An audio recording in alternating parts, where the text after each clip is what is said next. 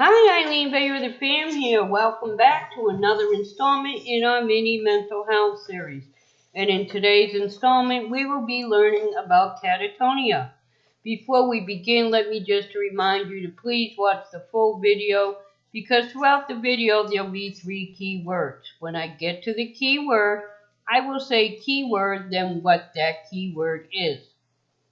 At the end of the video, in the comment section, along with a genuine comment about the video, put in what the 3 keywords are to be eligible for my free merch giveaway when I reach 2,000 subscribers. So let's get started. What is catatonia? Well, catatonia is, keyword, is a psychomotor disorder, meaning it involves the connection between mental function and movement.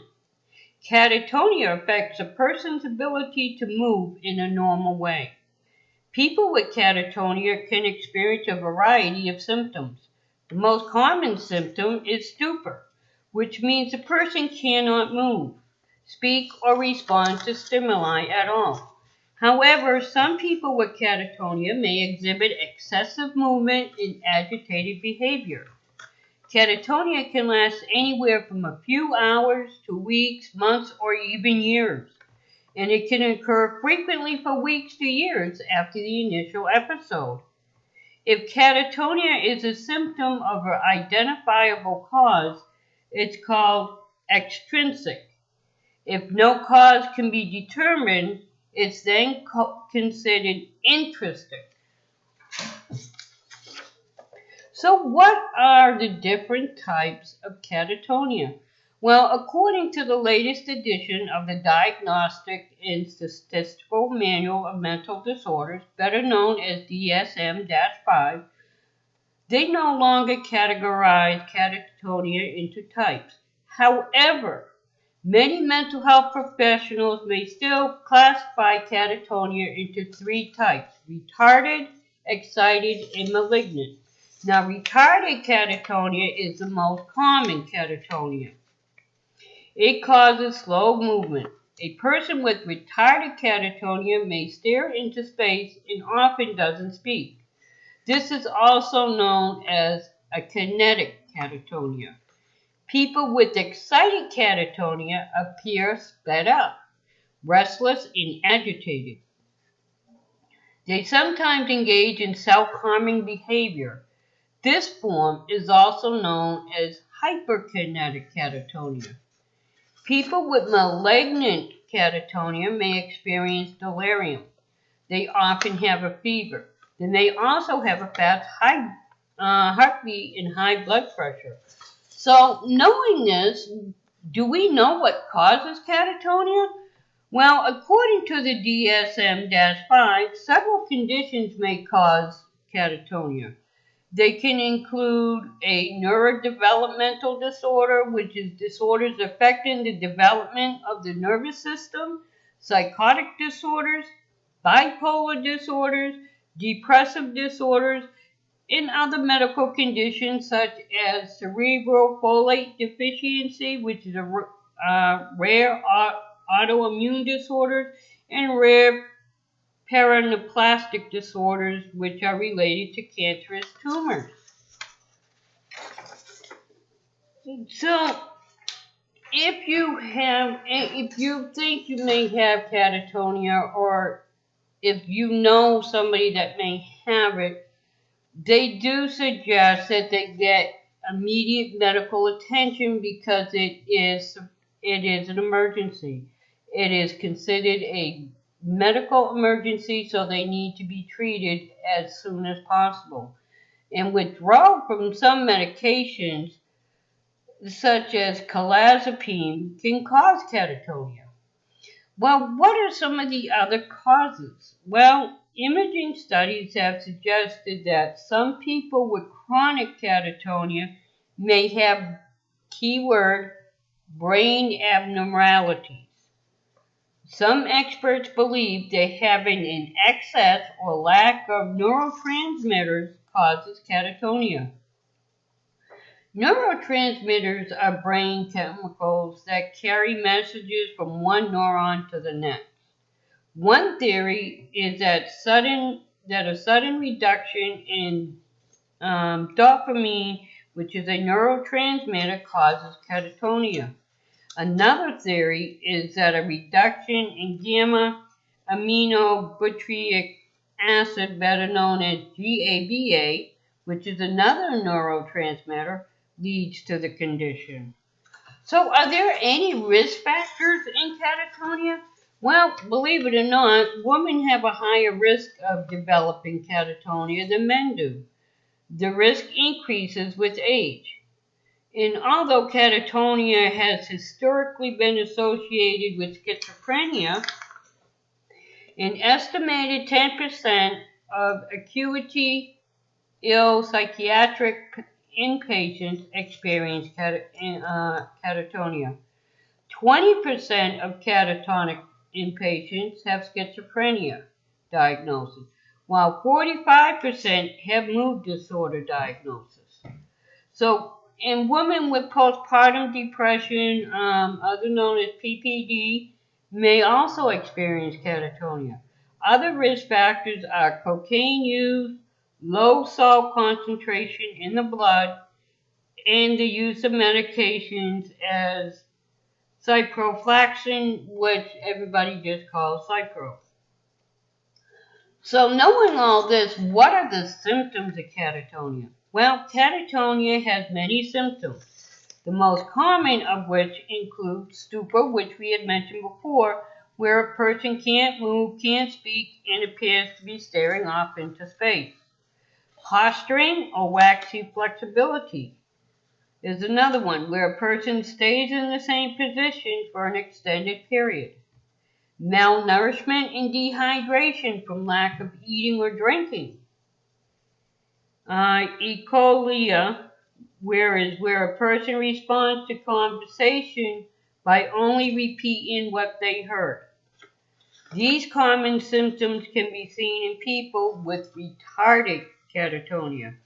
Other catatonia symptoms may include catalepsy, which is a type of muscular rigidity, negativism, which is a lack of response or oppositional to external stimulation. Keyword echopraxia, which is the mimicking of another person's movements. Mutus and grimacing. So, therefore, let's go over excited catatonia, what the symptoms of that might be. Agitation, restlessness, purposeless movements. What about malignant catatonia? What are the signs and symptoms of that? Well, malignant catatonia causes the most severe symptoms. They include delirium, fever, rigidity, and sweating. Vital signs such as blood pressure, breathing rate, and heart rate can fluctuate. These symptoms require immediate treatment. So, is there any similarity to any other conditions? Well, catatonia symptoms mirror those of other conditions, including acute psychosis, encephalitis or inflammation of the brain tissue, neuroplastic malignant syndrome, better known as NMS, which is a rare and serious reaction to antipsychotic medications. Non-convulsive status epilepticus, which is a severe type of seizure. And doctors must rule out all of these other conditions before they can diagnose catatonia. So a person must show at least two chief catatonia symptoms, for 24 hours before a doctor can diagnose it. Excuse me. So as you can see, that's what catatonia is. And here is a picture of someone that you could have it. They could just be stiff in a position. Excuse me, my throat is dry. Or it could be them just kind of staring off into space like this. So let's go over what we just learned with this picture that we have. So the definition of catatonia is a syndrome that encompasses more than 24 signs that describes, in essence, a disturbance in mobility. Stupor, which is the classic and most striking catatonic sign, is a combination of immobility and mutism. The patient is able to maintain the same posture for long periods. An extreme version of posturing is called catalepsy, which is rigid and can't feel pain. Highly uncomfortable postures, which are maintained for a considerable period of time.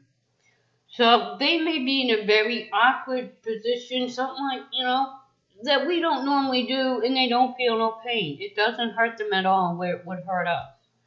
That's a definition of catatonia. And you can see through this picture how it can affect a person's posture. For the stupor, where they can't move, they're just rigid. It's like rigor mortis set into their body while they're alive instead of being dead. Tuesday, we will be learning how to do a Zen garden for your home and inside desk Zen garden. And then Wednesday, we will be continuing on catatonia with how it's diagnosed and treated. Remember, before I leave, I want to leave you with this thought, especially during these times. We're going through some troublesome times right now. This is a time we really need each other. We can't physically be with each other due to, the virus that's going on where they have the 6 foot thing that we have to stay away from each other at least 6 feet apart. But I want to emphasize and just ask that you reach out to your fellow YouTubers, your fellow friends. Stay in touch with them through Twitter. If you have their phone number, call them. Make sure they're okay. This is stressful for everybody right now. And we're all going a little bit stir crazy being inside. Some, of us have parents. But it's a very trying time for everybody. Some people have lost their jobs due to this virus. And they have bills to pay. And if you're not working, you can't pay your bills. So it's very, very strenuous. So this is a time we really need to see with our hearts and not our eyes. Be more loving to people during this time, if you can. Reach out, help a neighbor, make sure, call and say, hey, is there anything that you need that I can help you with? This is a time that we need to stick together.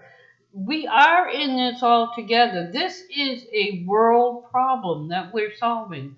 It's not just limited to one area. This is hit all across the globe, nationally and internationally. So we need to band together and be united in love and friendship and let people know that we're there. Offer them a helping hand. Just be a listening ear to them if that's all they need. But please make sure you see with your heart and not your eyes, because this is a crucial time that we should not be judging anybody for anything, but instead lifting them up, encouraging them. There's just so much going on in the world today, and this is one reason, people always ask, well, why is this happening? Well, did you ever think this is one reason things like this happen is to teach us to learn to look with our hearts and not our eyes. Just like 9/11. How many people came together during 9/11 for that short time? But unfortunately, humans, we all are to blame for this. During the crisis, we're there for one another. We're close. We check on everybody. But as soon as the crisis ends, we fade off. So then there has to be another one to bring us back together. This is why I feel in my heart, and I truly believe this, that if we all learn to see with our hearts and not with our eyes, and we do it on a daily basis, maybe there wouldn't be so many sicknesses. It's not a proven fact, but it's my belief. Because let me tell you something that is a scientific proven fact.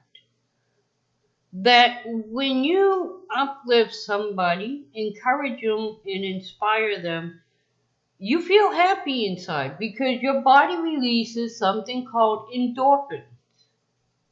And that endorphin helps heal you in all aspects, physically, mentally, emotionally, and spiritually. Let me give you an example of what I'm talking about. I'm sure we all, seen people or heard of people with horses. They have something that they use with horses that we would think would hurt, but it doesn't. I forget what it's called, but you put it on the horse's nose, okay? It's like a snare, and you twist it a little bit. And when you do that, that releases the endorphins inside the horse, and it helps relax them. We have endorphins like that inside of us, but what triggers our endorphins is when we are upbeat, encouraging, inspiring, and uplifting. And when we help others, those endorphins are released inside our body. And they help heal us because we're more relaxed so our body can heal. And that's why it is so important for me to get this message out. Because there's times, okay, where we could see somebody and we automatically judge. Because we go by what we see. But that's not right because we don't know that person. We don't know their life. We don't know what they're walking. We can't judge a person until we walk in their shoes. And nobody can walk in your shoes because they're not you. So there's no way anybody should be judging anybody. So I implore each and every one of you, especially during this time, dig deep into your hearts and try as hard as you can to see with your heart and instead of your eyes. Call out to people. Let them know you're there for them. Do what you can in the best way that you can during these times to let your friends, acquaintances, neighbors know that you're there. Believe me, a little bit of kindness goes a whole long way, and it can be returned 1,000-fold. There are so many benefits to when we show our love to somebody by seeing with our hearts. Now, it doesn't mean you have to agree with somebody for what they say. It's okay to disagree. But do it in love. So until I see you again, remember, I'm here if you need somebody to talk to. I'm here if you just want a shoulder to cry on or somebody to vent to. Whatever it is, I'm here. Reach out to me. You can reach out to me through my email. You can reach me on Twitter, Instagram, through Messenger, on Facebook, through one of my Facebook groups. Or if you have my phone number, you can call or text. I'm here. Because each and every one of you matter to me. You're all important to me. And I truly believe that we're all put here for a reason. And we're all important. So please stay safe out there. Remember, I love you for who you are. Not what you are, but who you are.